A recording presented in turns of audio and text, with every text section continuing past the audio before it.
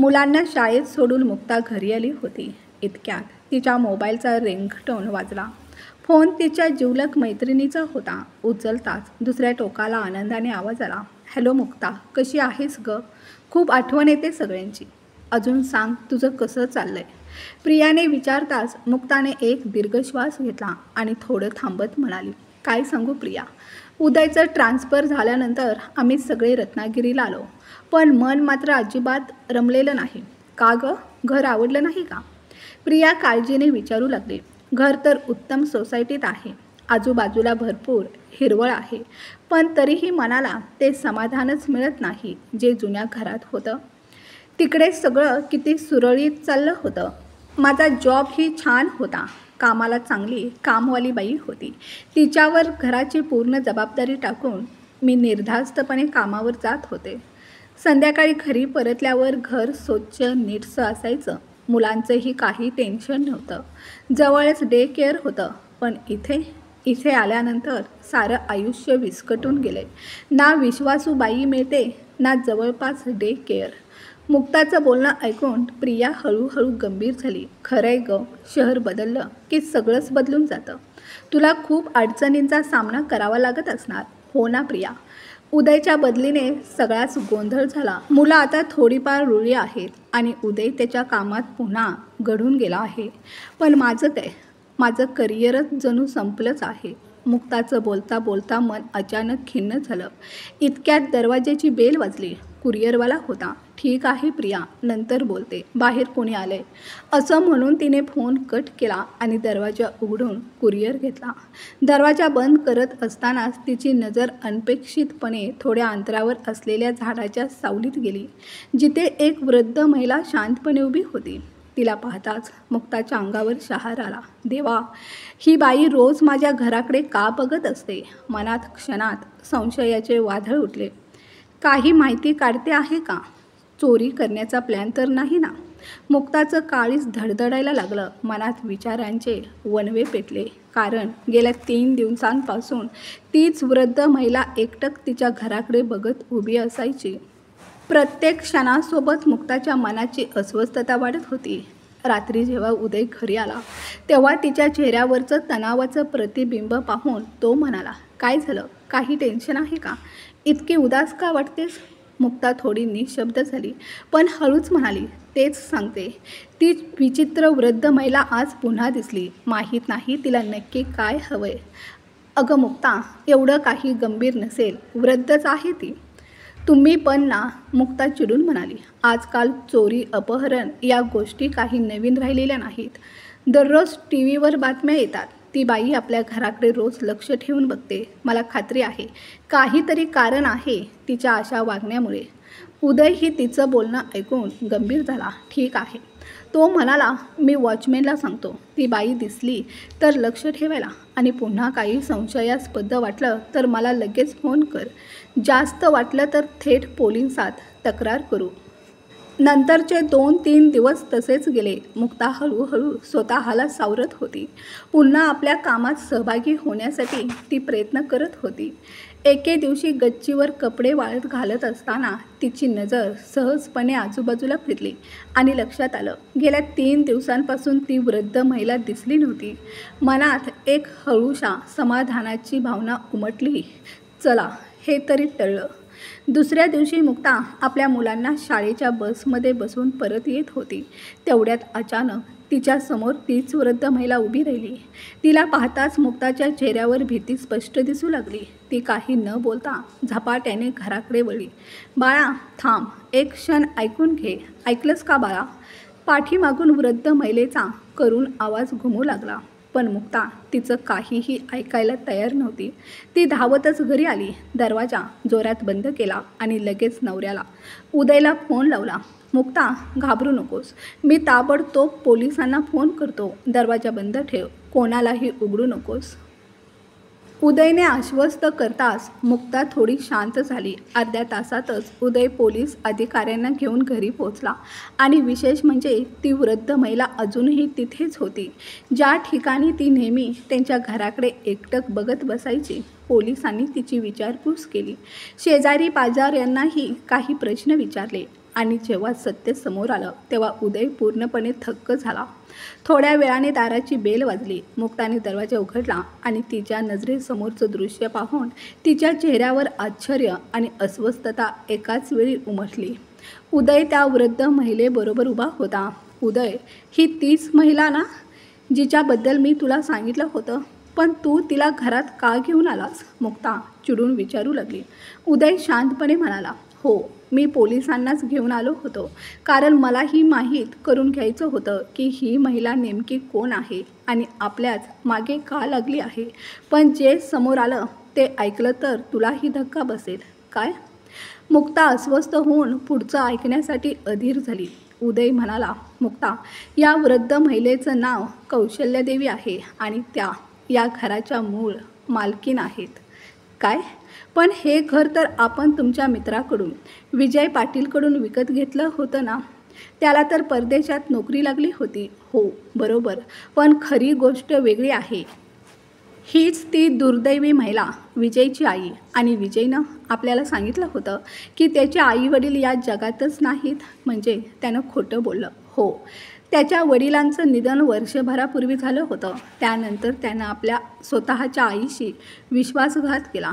आधी फसवणूक करून हे घर आपल्या नावावर करून घेतलं आणि मग स्वतःच्या विधवा आईला वृद्ध आश्रमात टाकून दिलं. त्यानंतर आपल्याला हे घर विकून तो परदेशात निघून गेला. हे ऐकताच मुक्ताच्या चेहऱ्यावर अविश्वास व शोक यांची मिश्र छाया उमटली. तिच्या डोळ्यात क्षणात अश्रू तरळले. आपल्या आईशी असा विश्वासघात, जी आई आपल्या आयुष्यभरासाठी आधार असते, तिच्यावरच अशी निर्दयता? मुक्ता थरथरत्या आवाजात म्हणाली. उदयही भावूक झाला. डोळ्यात राग आणि दुःखाचा सागर उसळलेला दिसत होता. काही वेळ शांतता पसरली. मग मुक्ता हळू आवाजात म्हणाली, हे सगळं खरं असेलही, पण त्या आता इथे का आल्या आहेत? पुन्हा हे घर मागायला तर नाही ना आले? नाही मुक्ता, उदय शांतपणे म्हणाला. आज त्यांच्या नवऱ्याचा प्रथम पुण्यस्मरण दिन आहे. त्या फक्त त्यांच्या जुन्या खोलीत दिवा लावून त्यांच्या आत्म्याच्या शांतीसाठी प्रार्थना करू इच्छित आहेत, जिथं त्या आणि त्यांचे पती राहत होते आणि जिथं त्यांनी शेवटचा श्वास घेतला. पण उदय, आता हे घर आपलं आहे आणि ही खोलीही.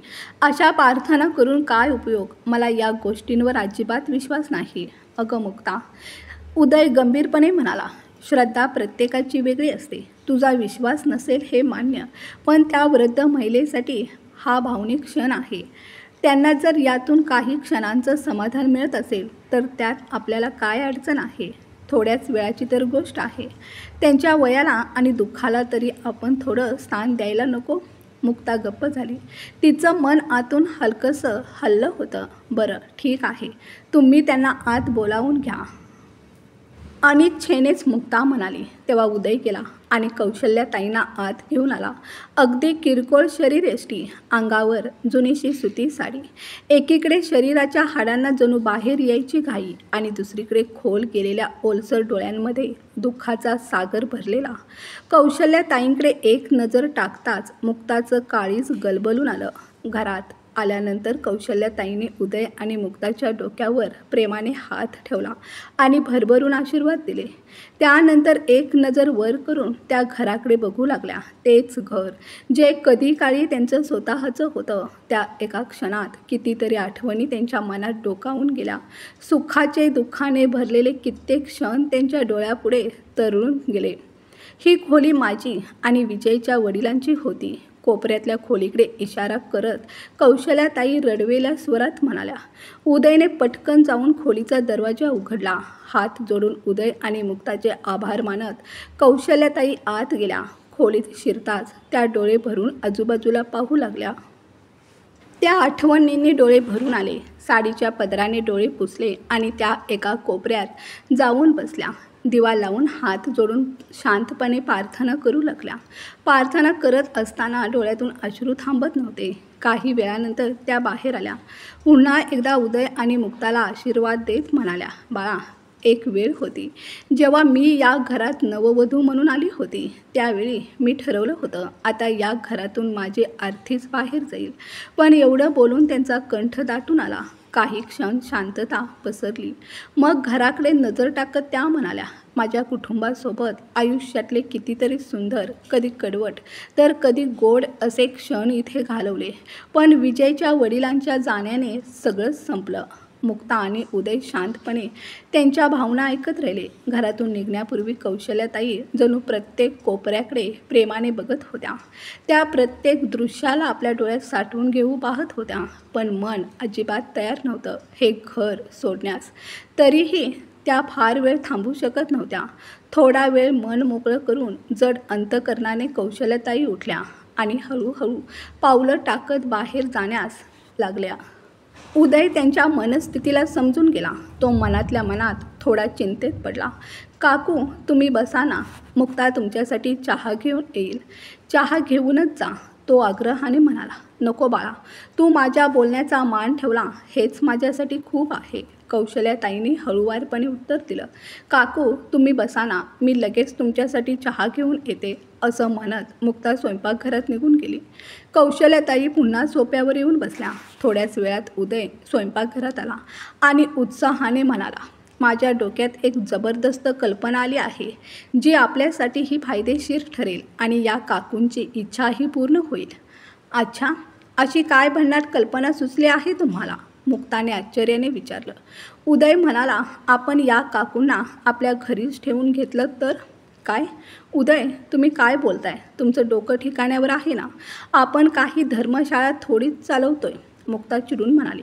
तेव्हा उदय शांतपणे तिला समजावत म्हणाला, विचार करून बघ, त्या एकट्याच आहेत. या घरावर त्यांचा जीव आहे.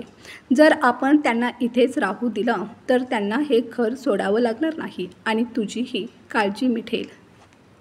त्या घराची काळजी घेतील आणि तू निश्चितपणे तुझ्या कामावर जाऊ शकशील. उदयचं बोलणं ऐकून मुक्ता विचारात पडली आणि म्हणाली, म्हणजे तुम्ही त्यांना मोल करीन म्हणून ठेवणार आहात का? उदय म्हणाला, असं नाही.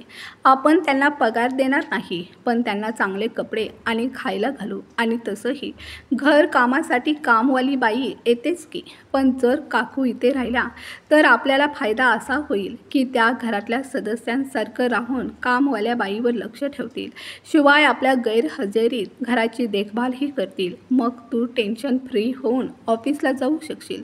घरातलं काम आणि मुलांवर लक्ष ठेवण्यासाठी त्या इथे असतीलच. अच्छा, म्हणजे ही तुमची कल्पना आहे? मुक्ता किंचित व्यंग करत म्हणाली. मानलं तुम्हाला, पण या काकू या गोष्टीसाठी तयार होतील का? मुक्ता ही काय विचारण्याची गोष्ट आहे का? उदय म्हणाला, ज्या घरावर त्यांचा जीव आहे त्या घरात राहण्याची संधी आपण त्यांना देतोय, त्या नाही म्हणू शकत नाहीत. मुक्ता थोडा विचार करून म्हणाली, पण उदय विचार कर, त्यांच्या स्वतःच्या मुलानेच त्यांना घराबाहेर काढले. कुठेतरी काही कारण असेल ना? असं तर नसेल ना की या काकूंचा स्वभावच बरोबर नसेल आणि उद्या जर त्या इथे राहायला आल्या आणि मग घराच्या मालकिनीसारखं वागू लागल्या, हक्क सांगू लागल्या तर? अगं मुक्ता, असं काही होणार नाही, तू निश्चित राहा, उदय म्हणाला. हे ऐकून मुक्ता थोडा वेळ शांत राहिली. मग विचार करू लागली, खरंच आहे, त्या इथे राहिल्या तर मलाच फायदा होणार आहे. सध्या मला गरज आहे म्हणून त्यांना ठेवते आणि उद्या काही गडबड केली तर घराबाहेर काढून टाकेन. तसंच हे घर तर आमच्याच नावावर आहे. मग ही म्हातारी बाई करणार तरी काय? काय विचार करतेस? चहा घेऊन पटकन बाहेर ये, आपण त्यांच्याशी बोलून पाहूया, असं म्हणून उदय स्वयंपाकघरातून बाहेर आला. चहा पीत उदय म्हणाला, काकू आम्हाला तुमचं दुःख समजते. ज्या घराशी माणसाच्या इतक्या आठवणी जोडलेल्या असतात त्या घराला असं अचानक सोडून जाणं इतकं सोपं नसतं. म्हणून आम्हा दोघांना वाटतं की तुम्ही याच घरात आमच्यासोबत राहावं. उदयचा प्रस्ताव ऐकून कौशल्याताईंचे डोळे चमकले. त्यांचा कानावर विश्वासच बसत नव्हता. मनातून त्यांनाही हेच हवं होतं. पण लगेचच त्यांच्या मनात विचार आला, हे जग एवढं स्वार्थी आहे. माझा स्वतःचा मुलगाच मला पैशाच्या लोभाने रस्त्यावर सोडू शकतो, तर मग परक्यांवर काय विश्वास ठेवायचा? मला कोणीही कारण नसताना जवळ का ठेवेल? असा विचार करत त्यांनी चेहऱ्यावर गोड हास्य आणलं आणि म्हणाल्या, अरे नाही बाळा, मी तिथे वृद्धाश्रमात बरी आहे आणि तसंच मी इथे राहायला लागले तर विनाकारण तुम्हाला त्रास होईल. एवढं ऐकताच मुक्ता पटकन म्हणाली, नाही काकू, यात त्रास कसला? तुम्ही इथे राहिला तर उलट आम्हालाच फायदा होईल. त्यामुळे तुम्ही निसंकोच इथे राहू शकता. आम्हाला काहीच अडचण नाही. मुक्ताच्या बोलण्यात दडलेला हेतू कौशल्याताईंनी ओळखला होता. त्यांच्या आयुष्याने त्यांना खूप काही शिकवलं होतं. अनुभवाने त्यांना साऱ्या गोष्टींचं भान दिलं होतं. पण सगळं समजूनही त्या पुन्हा त्या घरात राहण्याच्या मोहाला आवरू शकल्या नाहीत आणि त्या पुन्हा त्या घरात राहायला आल्या. घरात पाऊल टाकताच जणू एखाद्या जादूगरनीने घरात प्रवेश केल्यासारखं वाटलं. त्यांनी संपूर्ण घर व्यवस्थित केलं आणि सगळी जबाबदारी आपल्या खांद्यावर घेतली. पण दोन्ही मुलांना, पिहू आणि अर्णवला, या अनोळखी म्हाताऱ्या बाईसोबत राहणं थोडं विचित्र वाटत होतं. एक आठवडा उलटून गेला होता तरीसुद्धा ही बाई आपली आहे हे मान्य करायला दोघंही तयार नव्हते. एक दिवस मुलं शाळेतून घरी आली आणि म्हणाली, आई, उद्या आमच्या शाळेत ग्रँड पॅरेंट्स डे आहे. सगळेच आपले आजी आजोबा घेऊन येणार आहेत. पण आपल्याकडे तर आजी आजोबा नाहीत. इतकं ऐकल्यावर उदयनं कौशल्याताईंकडे बोट दाखवत म्हटलं, अरे आहे की तुमच्याकडे आजी. हीच तर आहे तुमची आजी. नाही, ही आमची आजी नाही. पिहू रागानं ओरडली. तुम्हाला माहिती आहे का, माझा मित्र निखिल, त्याची आजी किती मॉडर्न आहे आणि ही. असं म्हणून पिहूने रागानं नजर फिरवली आणि थेट आपल्या खोलीत निघून गेली. कौशल्याताई थोड्याशा उदास झाल्या, पण दुसरा पर्यायच नव्हता. शेवटी उदास मनानं का होईना दोन्ही मुलं त्यांना शाळेत घेऊन जायला तयार झाली. कौशल्याताईंनी एक नवीन साडी नेसली आणि त्या मुलांच्या शाळेत जाण्यासाठी सज्ज झाल्या. उदयनं स्वतःच्या गाडीने त्यांना शाळेत सोडलं. दुपारी जेव्हा सगळे घरी परतले तेव्हा दोन्हीही मुलं कौशल्याताईंचं कौतुक करताना थकत नव्हती.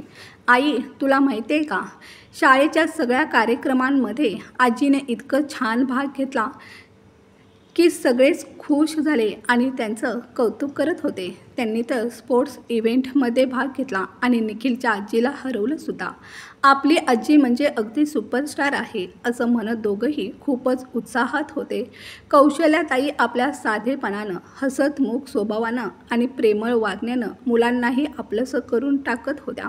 आता दोन्हीही मुलं त्यांना प्रेमानं आजी म्हणू लागली होती. त्यानंतर घरात एक सकारात्मक परिवर्तन सुरू झालं. सगळी कामं सुरळीत, वेळेत आणि नीटनेटकी होऊ लागली. मुलं तर रोज आजीजवळ झोपायचा हट्ट करू लागली. त्यामुळे मुक्तानं त्यांची गादी मुलांच्या खोलीतच हलवून टाकली. त्या दिवशी सकाळी मुक्ता उशिरा उठली. घड्याळात पाहिलं 7 वाजले होते. अरे बापरे, आज तर खूप उशीर झाला. मुलांची स्कूल बस निघून जाईल असं म्हणत ती घाईघाईने खोलीतून बाहेर आली. पण समोरचं दृश्य पाहून ती स्तब्ध झाली. दोन्हीही मुलं स्कूल ड्रेस घालून तयार होती. कौशल्याताई त्यांना नाश्ता देत होत्या. डब्बा भरून ठेवला होता आणि सर्व काही सुरळीत सुरू होतं. मुक्ता काही क्षण स्तब्ध राहिली, पण लगेचच तिच्या मनात समाधानाची मोठी लाट उठली. हेच तर तिला हवं होतं. आता मुक्तावर घराच्या जबाबदारीचं तेवढं ओझं नव्हतं. तिनं पुन्हा नोकरीसाठी अर्ज करायला सुरुवात केली आणि काही दिवसातच एका ठिकाणी तिला नोकरी मिळाली. आता ती बिनधास्तपणे कामावर जाऊ लागली. कौशल्याताईंना स्वयंपाकाची विशेष आवड होती. त्यामुळे त्या स्वतः स्वयंपाक करत आणि बाकीचं घरकाम कौशल्यपूर्वक कामवालीकडून करून घेत.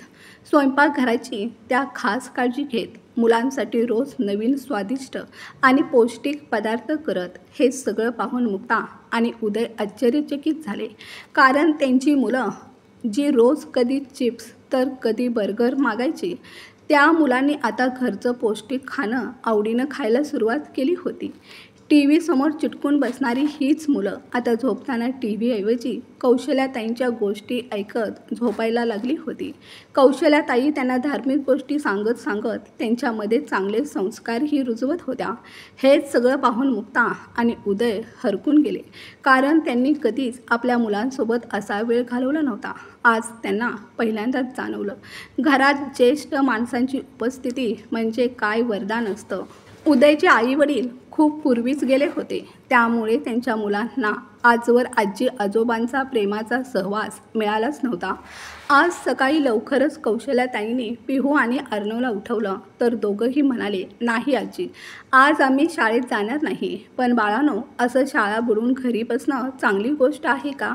तेव्हा पिहू उत्साहात म्हणाली, अगं नाही आजी, आज खूप स्पेशल दिवस आहे. आज आई बाबांच्या लग्नाचा वाढदिवस आहे, म्हणूनच आज घरी पार्टी आहे. असं आहे तर मग चला पटकन तयार व्हा. आज आपण सगळ्यांनी मिळून घर छान सजूया, कौशल्याताई आनंदानं म्हणाल्या. थोड्याच वेळात मुलांनी संपूर्ण घर अतिशय सुंदररित्या सजवलं. हे सगळं पाहून मुक्ता आणि उदय यांच्या डोळ्यात आनंदाश्रू उभे राहिले, कारण आजपर्यंत त्यांच्या मुलांनी त्यांच्यासाठी असं काही खास कधीच केलं नव्हतं. आई बाबा, आमचं सरप्राईज कसं वाटलं? मुलांनी विचारलं. मुक्ता हसून म्हणाली, खूप छान, इतकं छान की मी सांगू शकत नाही. असं म्हणत तिनं दोघांनाही प्रेमानं मिठीत घेतलं. तेव्हा अर्णव म्हणाला, आम्हाला माहीत होतं तुम्हाला नक्की आवडेल.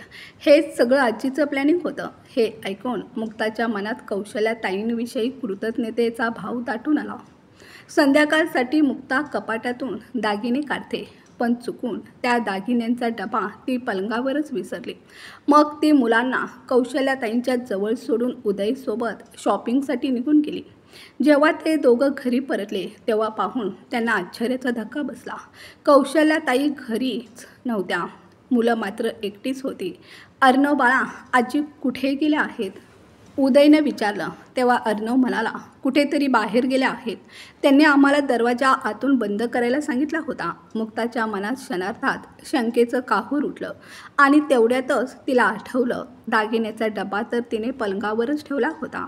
ती धावतच बेडरूममध्ये गेली. पलंगावर डबा नव्हता. तिची भीती खरी ठरली होती. ती घाईघाईनं मुलांच्या जवळ आली आणि विचारलं, जेव्हा आजी बाहेर जात होत्या तेव्हा त्यांच्या हातात काही होतं का? पिहू म्हणाली, हो आई, त्यांच्या हातात एक पिशवी होती. बघितलंत ना, तेच झालं ज्याची मला भीती होती. गेली ना लुबाडून, माझे सगळे दागिने गेले. अजून काय काय नेलं असेल माहीत नाही. मुक्ता आता संतापून उदयवर ओरडू लागली, खूप विश्वास होता ना तुम्हाला त्यांच्यावर, आता बघा कुठे गेला तुमचा विश्वास. उदय तिचं बोलणं ऐकून सुन्न झाला. त्यालाही विश्वास बसत नव्हता की कौशल्याताई असं काही करू शकतील. थोड्याच वेळात दरवाजाची बेल वाजली. दोघांनी क्षणभर एकमेकांकडे पाहिलं. दरवाजा उघडला तर समोर कौशल्याताई. उदयने घाबरतच विचारलं, काकू, तुम्ही कुठे गेला होतात? आम्हाला किती काळजी वाटत होती तुम्हाला माहिती आहे? कौशल्याताईंनी हसून एक शॉपिंग बॅग उदयच्या हातात दिली आणि मुक्ताला एक छोटीशी भेटवस्तू दिली. हे काय आहे काकू? मुक्तानं थोडंसं संकोचात विचारलं. आज तुमच्या लग्नाचा वाढदिवस आहे ना बाळा, म्हणून माझ्याकडून एक छोटीशी भेट, कौशल्याताई म्हणाल्या. ही तुमच्या दोघांची वाढदिवसाची भेट आणि माझ्या मनापासून शुभेच्छा. तुमचं नातं असंच सदैव टिकून राहो, हीच माझी प्रार्थना आहे. उदयनं बॅग उघडली. आत एक छानसा शर्ट आणि पॅन्ट होती. त्याच्या चेहऱ्यावर हसू फुललं. मुक्तानं आपली भेट उघडून पाहिली. ती तर थक्कच झाली. ती एक सुंदरशी सोन्याची अंगठी होती. काकू, ही तर सोन्याची आहे? मुक्ताने आश्चर्याने विचारलं. हो बाळा, सोन्याचीच आहे, कौशल्याताई शांतपणे म्हणाल्या. खूप दिवसांपासून माझ्या मनात होतं की तुला काहीतरी खास द्यावं. फार काही नव्हतं गं माझ्याकडे, पण ही एक अंगठी होती जपून ठेवलेली. पण आता वाटलं असं जपून ठेवण्याने काय उपयोग, म्हणून ही अंगठी पॉलिश करून आणली. आता तूच ती घाल, तुझ्या हातात ती खूप सुंदर दिसेल. कौशल्याताईंचं बोलणं ऐकून मुक्ताचे डोळे मोठे झाले. ती हलक्याशा आवाजात म्हणाली, काकू, तुम्ही यासाठी बाहेर गेला होतात? हो बाळा, आणि तुझे जे दागिने तू पलंगावर ठेवले होतेस ते मी परत कपाटात ठेवून कुलूप लावलं आहे. आता मात्र मुक्ताच्या अंतरात्म्याला ठणका बसला होता. मनातल्या मनात ती विचार करत होती, जिला मी लाचार समजून आपल्या फायद्यासाठी आश्रय दिला, त्या माऊलीचं हृदय इतकं मोठं निघेल हे मी स्वप्नातही विचार केला नव्हता. जिने स्वतःकडे असलेला शेवटचा दागिना देखील मला दिला, जिने आम्हा चौघांनाही आपल्या लेकरासारखं प्रेम दिलं, तिच्यावर मी चोरीचा आरोप केला. विचार करता करता तिच्या डोळ्यात पश्चातापाचे अश्रू जमा झाले. नाही काकू, मी हे घेऊ शकत नाही, ही तुमची ठेव आहे, मुक्तानं अश्रूंनी भरलेल्या डोळ्यांनी सांगितलं. कौशल्याताई हळुवारपणे म्हणाल्या, बाळा, एका आईचा आशीर्वाद आहे. माझी आठवण म्हणून ठेव आणि कोण जाणे उद्या काही निमित्ताने तुला काही द्यायला मी असेन की नसेन. नाही काकू, असा शब्दही तोंडून काढू नका. देवाच्या कृपेने तुमचा आशीर्वाद नेहमी आमच्या डोक्यावर राहू द्या, असं म्हणत मुक्ता त्यांच्या गळ्यात पडली.